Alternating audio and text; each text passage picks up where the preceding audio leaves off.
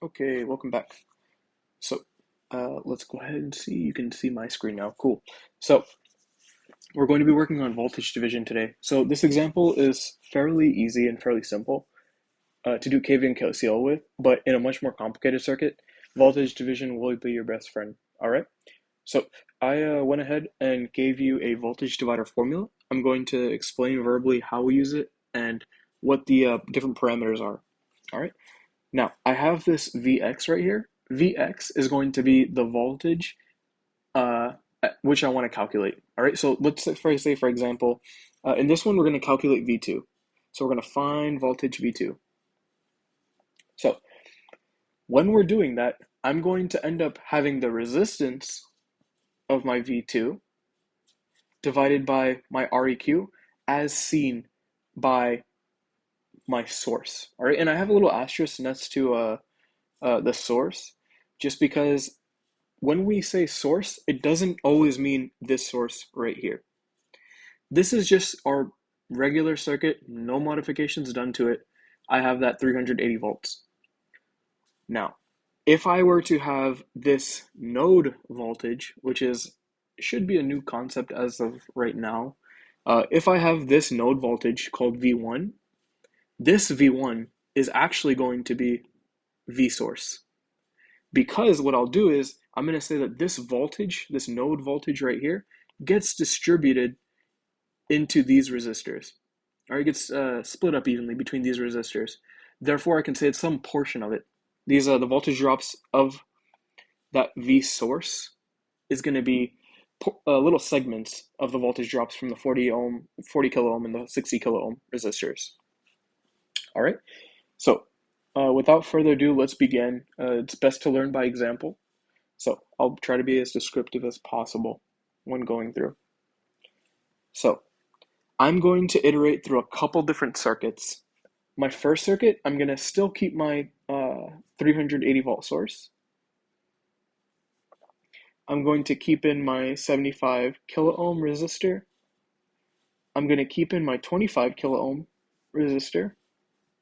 And this 40 kilo ohm and this 60 kilo ohm is going to combine in series to become 100 kilo ohms.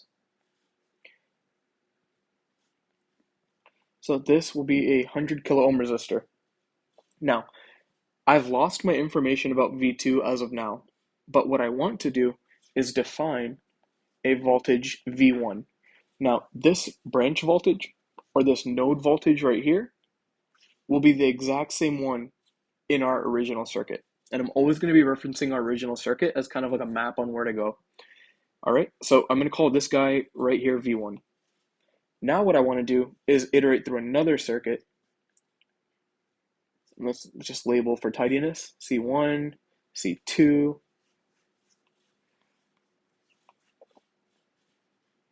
75 kilo ohms goes right here. Now, what I'm going to do is combine this 25 kilo ohm and this 100 kilo ohm in parallel. So, if you don't know how to do that, there's a nice little formula that we can use for combining two resistors in parallel. It's going to read as R1 times R2 divided by R1 plus R2, subbing R1 to be 25 kilo ohms and R2 to be 100 kilo ohms, or vice versa.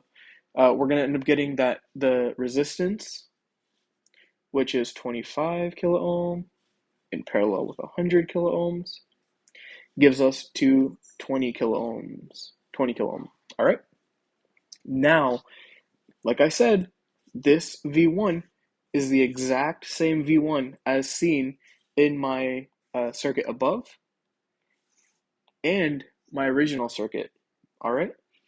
So because I've defined my V1 right here, I can now use my voltage divider formula. So let's go ahead and go step by step on to see how this works. So I want to find V1, which is equal to my Vx. This guy right here is the one I want to inquire about. That's going to equal to the resistance that I'm interested in. So the resistance in this case is going to be my 20 kilo ohms. And my Req is going to be my 75 kilo ohms plus my 20 kilo ohms. And it's going to be multiplied by 380.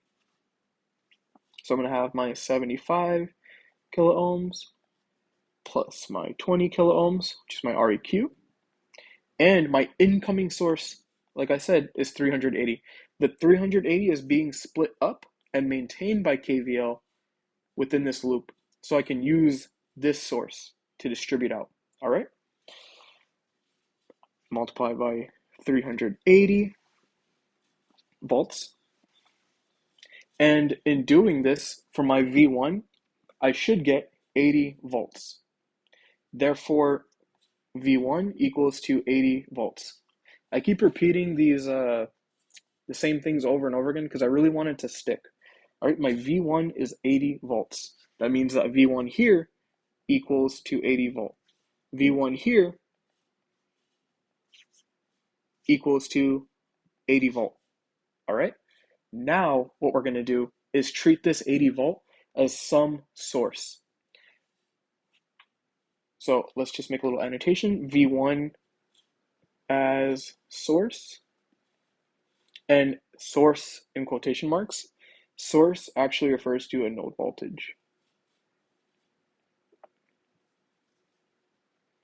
And it's going to be distributed across this circuit right here. All right, this one. So let's go ahead and write our third iteration of the circuit. We're going to call this C3. So C3 is actually going to be quite similar to our original one.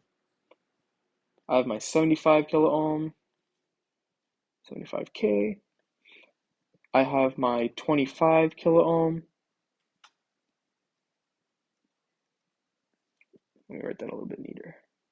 25 kiloohms, my 40 kiloohm, and my 60 kiloohm. Like I said, this is V1, which we beat to death already. That V1 is actually 80 volts. All right. Now, I'm going to write my voltage divider formula. This will still be V2. And like I said, because we have a known voltage to take from V1, we can now write it. All right, we can write our voltage divider formula from this. So in doing that, we're going to say that V2 is going to be equal to, I'm interested in the resistance, is 60 kiloohms that occurs at V2. So I'm going to use 60K. 60K on top. I'm going to have REQ as seen by my source. All right, the term is important, as seen by my source.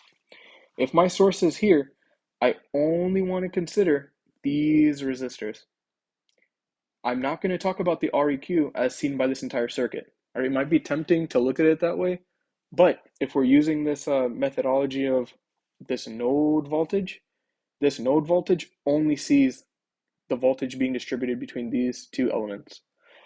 All right, my REQ is going to be 40K plus 60K. It's going to be 100K. And my source is 80 volts. In doing that, I should get V2 to be equal to 48 volts. All right, so this is a very, very base level example on voltage division. I hope that you guys are able to get the point across, especially with the labeling. Drawing out your circuits multiple times will absolutely help you and be able to visualize exactly what you're seeing. One thing I want to keep in mind is that when you do draw these, keep some point of reference. Like, for example, in this video, mine was V1. I kept V1 constant throughout all my circuit iterations, except this last one, but now I did. So all my V1s are constant, so I can take from there and just move forward. All right. Well, I hope you guys learned something from this video. Thank you so much.